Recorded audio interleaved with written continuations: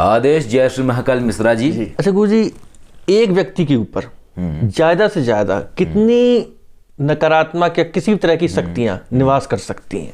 देखिए, एक व्यक्ति के ऊपर अनगिनत भी निवास कर सकती हैं। मतलब आपका कहने का मतलब 100,000 कितनी भी कर सकती हैं? देखिए, या कुछ संख्या की लिमिट है? अब तक के आधार में 100,000 तो खैर मैंने नहीं देखी। अच्छा। क्योंकि इसका कारण क्या है मिश्रा जी? कारण ये है, आप हैं, आप इस सोफे पे 2 या 3 लोग और बिठा लोगे, ऐसा तो है नहीं आप 50 लोग को बिठा लोगे। कहाँ गोद में बिठाओगे क्या आपने? जी, दायरा नहीं है ना।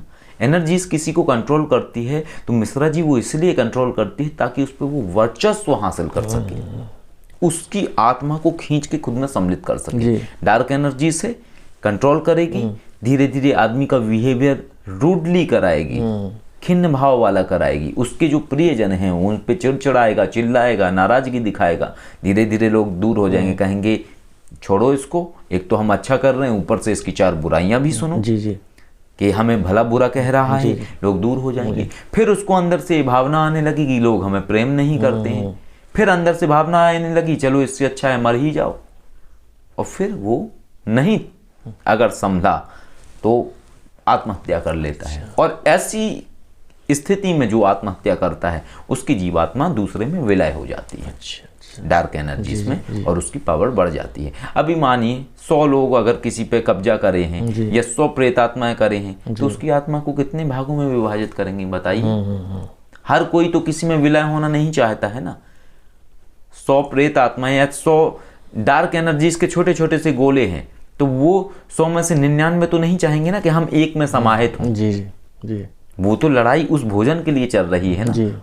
वो आत्मा उनका भोजन है एक तरीके से, उसको विलय करना या उसके माध्यम से अपनी ऊर्जा को बढ़ाना। तो ये एक विषय है, ये एक तरीके से अदृश्य का विषय है। और इसको समझने के लिए आपके पास वैसी ही पढ़ाई आपने करनी पड़ती है जो आपको समझा सके कि कैसे चीजें होती हैं। अच्छा गुरु जी, एक क्वेश्चन और था, अगर आप आज्ञा दें तो पूछने की। भागवत में एक कहानी आती धुंधुमार की। धुंधुमार नाम के वो बने प्रेत थे। धुंधुमार को धुंधकारी भी कहा जाता है। सॉरी धुंधकारी नाम था, मैं कंफ्यूज कर गया। धुंधकारी गोकर्ण की कथा में। हाँ जी जी जी। तो वो जब गोकर्ण जी के सामने आए थे तो वो तरह तरह के रूप बनाने लगे थे। उसमें है कि वो भगवान का भी रूप बनाया था, इंद्र का भी रूप बनाया, कभी किसी देवता का रूप बनाया। तो क्या ये नकारात्मक शक्तियां जो होती हैं, क्या किसी भगवान या किसी देवी देवता का जो अच्छी शक्तियां अपने जो मतलब देवी लोक पर रहती है उनका रूप बना सकती हैं? बिल्कुल बना सकती हैं। तो हम ये कैसे पहचाने? मान लीजिए मेरे सामने कोई आ गया, अच्छी कोई शक्ति है, मतलब सपोज करिए मेरे सामने दुर्गा जी आ गई, तो मैं कैसे पहचानूंगा कि वाकई में माँ आई है या कोई नकारात्मक शक्ति रूप बदल के आई है? कोई अंतर होता है उनमें? बहुत अच्छा प्रश्न है आपका। जैसे निगेटिव एनर्जीज आती है वैसे ही सकारात्मक शक्तियां आपको सपोर्ट करती हैं। जैसे ही आप किसी दैवीय शक्ति को देखते हैं तो जो फीलिंग हर बार आ रही होगी वो फीलिंग थोड़ी सी चेंज होगी आपकी। अच्छा। आपको अंदर से विचार आएगा नहीं कुछ तो गलत है, कहीं तो गलती हो रही है, लेकिन अंदर से समझ नहीं आ पाएगा कि गलती कहाँ हो रही है।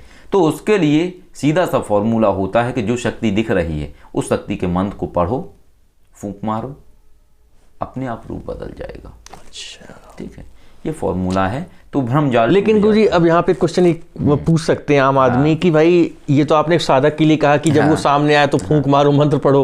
आम आदमी तो भबड़ा जाएगा एकदम से कि ये क्या दुर्गा जी सामने आ गई या कोई भी शक्ति सामने आ गई। सुन लीजिए, पहली बात तो क्या है, आम आदमी को दुर्गा जी दिखाई नहीं देती हैं।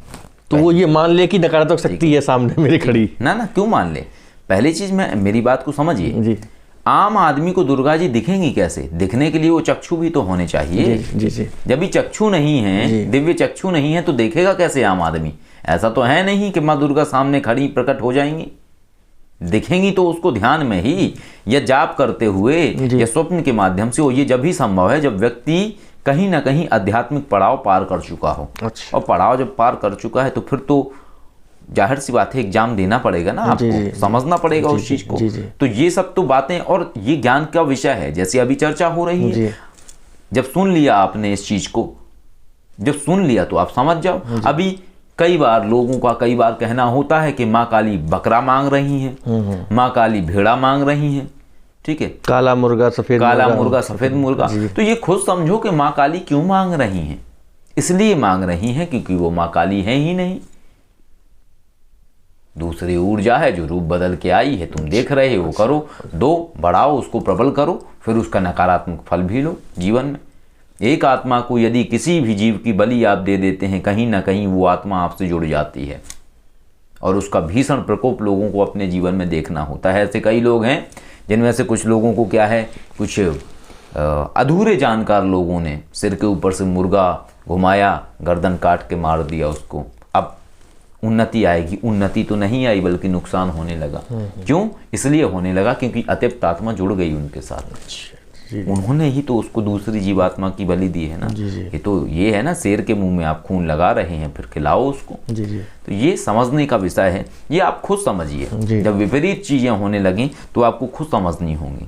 अभी ऐसा तो है नहीं है कि आप साधना कर रहे हैं और साधना में आपको कोई आपके भगवान जी दिखाई दें और कहें ब्रह्मचर्य तोड़ दो। तो ये खुद समझो कि वो कौन है। अच्छा, है ना। आदेश, आदेश।